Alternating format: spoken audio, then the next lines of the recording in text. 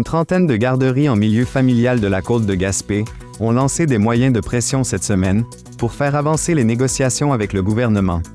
Les intervenantes, membres de la CSQ, ont commencé par une grève de 30 minutes, retardant leur ouverture. La Fédération des intervenantes en petite enfance, dirigée par Anne-Marie Belrose, espère que ces actions encourageront le gouvernement à déposer une offre plus favorable. Le conflit porte sur les salaires et la conciliation travail-famille, des enjeux cruciaux dans un secteur touché par une pénurie de personnel. La grève s'intensifiera progressivement la semaine prochaine.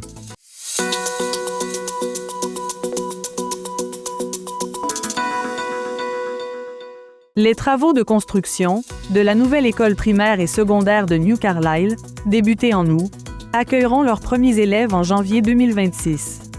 L'établissement de 3817 mètres carrés, pouvant recevoir 234 élèves, comprendra 15 locaux pédagogiques, un laboratoire scientifique, 2 salles d'art, un gymnase et des espaces communautaires.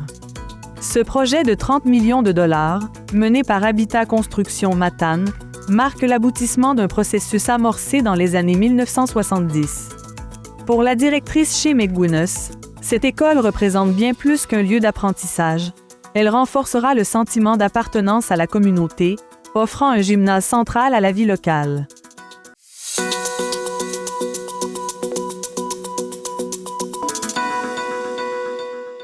Anne Logement construira 48 logements abordables à Sainte-Anne-des-Monts pour 15 millions de dollars, après avoir lancé un projet similaire de 32 logements à Gaspé.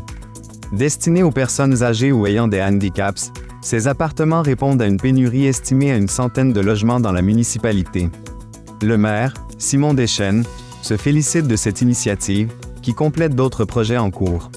La ville a acquis un terrain pour 425 000 $ pour faciliter la construction.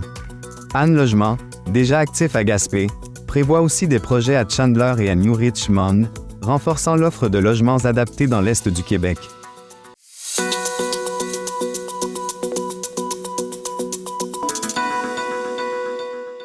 La saison de pêche à la crevette au Québec, désormais terminée, est qualifiée de difficile, avec seulement 8 ou 9 bateaux actifs sur 37 permis. Les taux de capture se sont légèrement améliorés en fin de saison, surtout près de cette île, mais cela reflète un faible effort de pêche plutôt qu'une hausse des stocks. Pour répondre à la demande, les transformateurs ont dû importer de la crevette de Norvège. Le quota de 2024 s'élevait à 3060 tonnes et des relevés scientifiques sont attendus pour évaluer la biomasse. L'industrie anticipe d'autres saisons ardues, selon Patrice Element, de l'Office des pêcheurs de crevettes.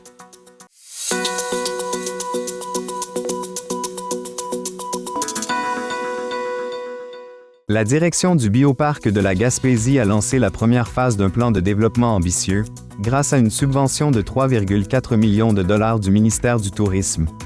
Les travaux incluent l'agrandissement du bâtiment de soins animaliers, le réaménagement de la volière, un nouvel habitat pour les loutres et des espaces pour caribous, renards et loups arctiques.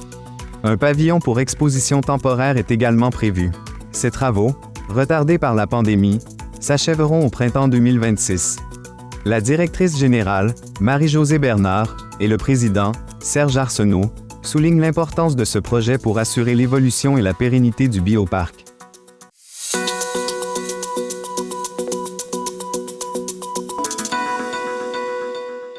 Le conseil municipal de Percé a renversé la semaine passée le veto du maire Daniel Leboeuf à une majorité de 7 contre 1, autorisant ainsi l'envoi d'une lettre à la ministre des Affaires municipales, André Laforêt, et d'autres autorités.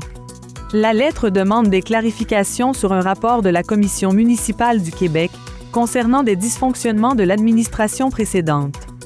Le maire avait justifié son veto pour des raisons de forme et de fond. Le conseiller Michel Raille a salué le résultat comme une victoire pour la démocratie municipale. Ce vote marque une étape importante dans la gestion des affaires municipales de Percé. Vous écoutez votre reflet d'ici. Revoyez tous nos reportages sur notre site Internet. Marché Richelieu de Cap-d'Espoir, l'endroit où faire son épicerie devient un plaisir à découvrir et à partager. Venez déguster nos produits du terroir gaspésien et nos spécialités cuisinées ici même, la cuisine de notre chef Nicolas. Que ce soit pour le prêt-à-manger ou un dessert fait maison, pour des produits frais, de la bonne bière gaspésienne ou simplement pour le plein d'essence, rendez-vous au marché Nicolas de Cap-d'Espoir.